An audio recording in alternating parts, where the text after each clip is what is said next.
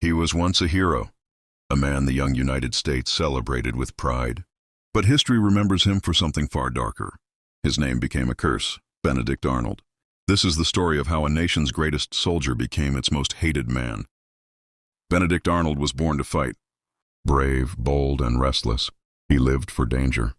When the American Revolution began, he answered the call before most men dared to. He led fearless attacks, crossed frozen rivers, and faced bullets head-on. At the Battle of Saratoga, he fought like a lion, pushing his men to victory. His leg was shattered by a musket ball, but his courage never broke. In those early years, America saw him as a symbol of strength. Newspapers praised him. Soldiers cheered him. He was the kind of man people called a hero of the Revolution. But behind the cheers, a different battle was raging, one inside his mind. Arnold felt betrayed by the very country he had nearly died for. Congress ignored him. Jealous officers whispered behind his back. His wounds still ached, his debts piled high. And his honor, the one thing he valued most, was torn apart by politics and envy. The same nation that once celebrated him began to forget him. And that wound, the wound of pride, would become his undoing. When Arnold was given command of West Point, a fortress critical to America's defense, he also saw an opportunity, not for glory, but for revenge. Secretly, he began exchanging letters with the British.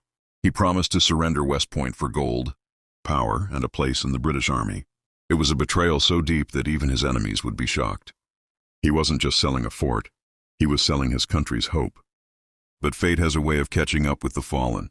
Arnold's plan unraveled when his British contact was captured. The secret letters were discovered, and in an instant, the name Benedict Arnold turned from a hero's cry to a curse. He escaped before American soldiers could seize him, leaving behind his wife, his friends, and the nation he had sworn to protect. His story spread like wildfire. The people who once toasted his name now spat it out in disgust. Children were taught that Benedict Arnold was the very meaning of traitor. For the rest of his life, Arnold lived in exile, a man without a country. The British never fully trusted him, and Americans would never forgive him. He died alone, his reputation destroyed, his name cursed by the land he once fought to free. But history, in its strange way, never lets go. Centuries later, his name still carries weight, not just as a symbol of betrayal, but as a warning about pride, ambition, and the price of recognition. Because the truth is, Benedict Arnold wasn't born a villain. He was made one, shaped by wounds, by neglect, and by a country that turned its back on him.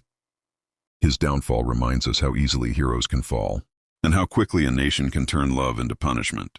Every generation needs its heroes and its villains.